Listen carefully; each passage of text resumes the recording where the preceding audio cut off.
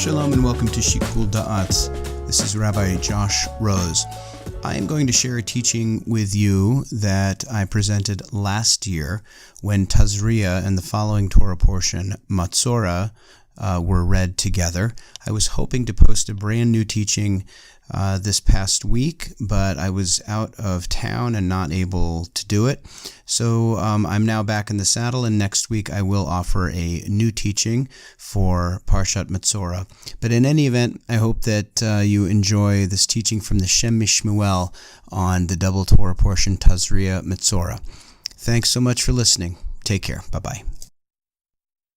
The Shem Mishmuel begins by talking about a very well-known Jewish interpretation of the Matzorah in the Torah. So first of all, what is the Matzorah? The Matzorah is somebody who has some sort of skin condition that causes outbreaks all over the body.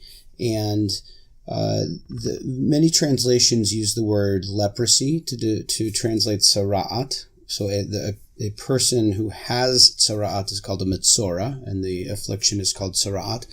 So it's often translated as leprosy, but it is not leprosy. And as far as I know, they've not been able to identify any extant modern disease which this might be, but there clearly was some affliction.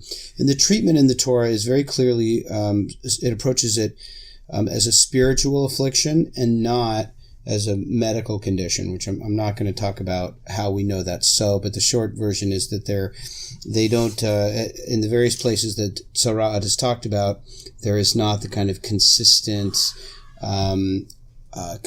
approach to isolating the person that we would expect if they truly saw it as a disease. So it has some kind of ritual significance, and the Matzorah is in a state of impurity as long as the Matzorah has this condition, and the Matzorah has to appear in front of a priest, and the priest makes the judgment as to what has to happen to bring the Matzorah into a state of spiritual purity. And one of the solutions is that the Matzorah has to leave the encampment of the Israelites before coming back into a full state of purity. So that's an aspect of the treatment of the Matzorah, to bring the person back into a state of spiritual purity, at which point that person can join the larger community of Israel. The Shem Mishmuel draws on this long-standing tradition that begins with the rabbis of understanding the Matzorah as an abbreviation for Motzi Shem Ra, somebody who brings about a bad name or a bad reputation. And they do that. They bring about a bad reputation about another person by speaking lashon hara, by gossiping and spreading negative statements about another person. Slander, gossip, call it what you will. The rabbis were very, very deeply focused on the spiritual dangers and just the ethical unsoundness and the simple cruelty of that kind of behavior. And the Shem Mishmuel, as he always does, delves in to find what's really at the core, what's the ikar, what's the central spiritual lesson of Lashon Hara and the central spiritual lesson of the Matzorah. And he does that by contrasting the worldview of the Kohanim, of the priests, with the worldview of a person who gossips and uses language carelessly in a way that damages other people.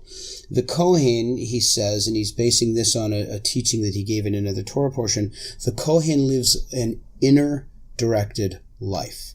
The Kohen's entire function is to serve as a conduit between the Jewish people and God, and therefore he has to have the highest level of concentration and spiritual purity. And in addition, the Kohen has to be so focused on the proper procedures of approaching the altar, and make sure that everything is done with a kind of perfection and a real sense of exacting care, that the Kohen has to have a quiet mind and turn inward. And it's also interesting, I don't know if the Shem Mishmuel talks about this, but perhaps this inward directed focus of the Kohanim is symbolized by the process of consecration they have to go through. If you remember a couple of parshiot back, they become priests when the priesthood is initiated, the priests become priests only after a 7-day period in which they're shut off from the rest of the community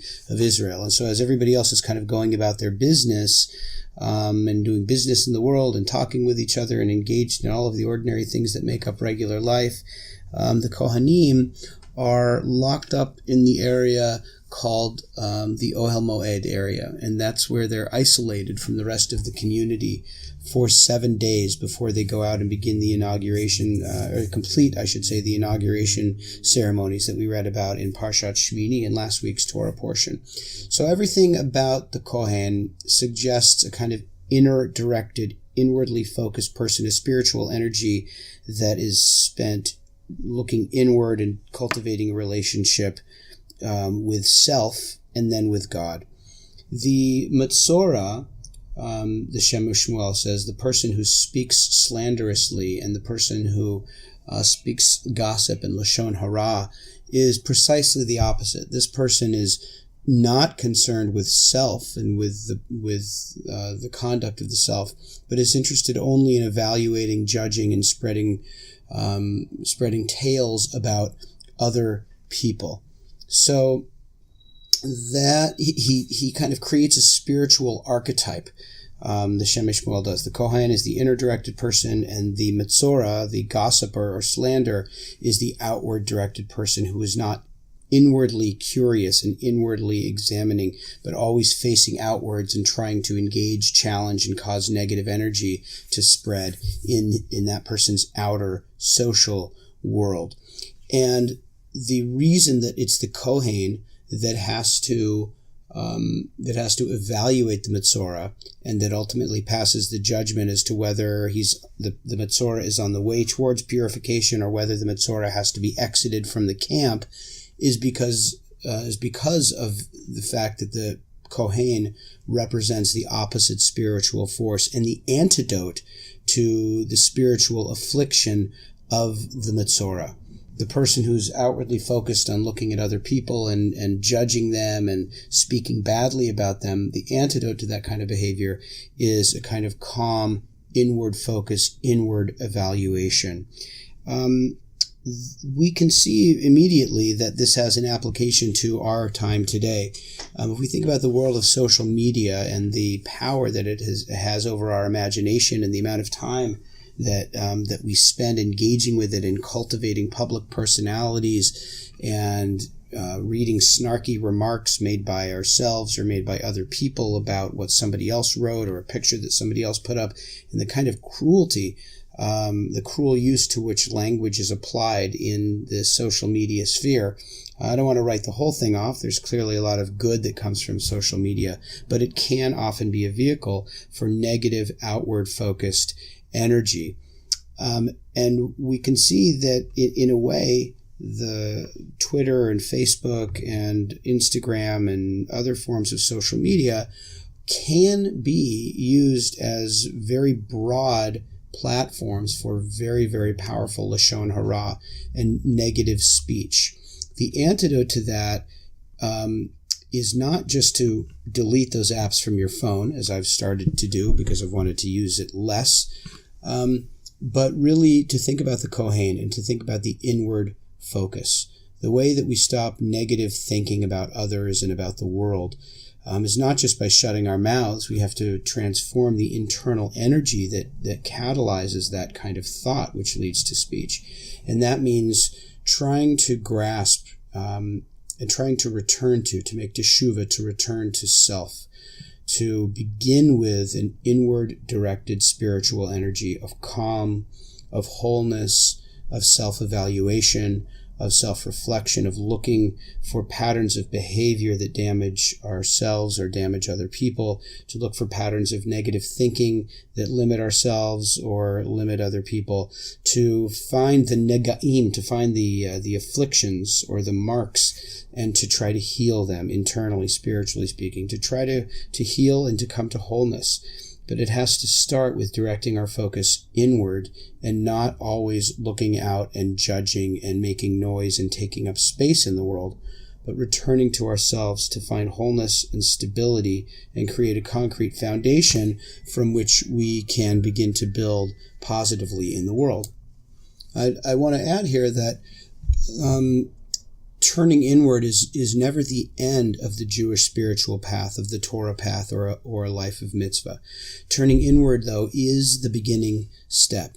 The famous words, Im ein ani li mili, which we read in Pirkei Avot, which we're studying between Passover and Shavuot. Im ein ani li mili, if I am not for myself, who will be for me, is the beginning of that incredibly foundational teaching. If I do not grapple with my own internal spiritual struggles, who else in the world can look inward for me? Of course, nobody. Only I can do that work of looking inward. And the teaching then continues, though, and this is critical. If I am only for myself, what am I? Is how it's usually translated. So the spiritual journey begins with finding peace of mind and doing deep and compassionate but steady inward reflection and inward repair. But then it turns out, then we have to turn outward again as we re-engage with our community, trying to move ourselves slowly, day by day, week by week, month by month, from the continuum, from the place of the Metzora, the one who's spiritually outwardly focused with negative thinking and negative speech, moving ourselves towards the spiritual realm of the Kohanim, in inward focus and a cleaving to wholeness and to truth and to the Holy One. Shabbat Shalom.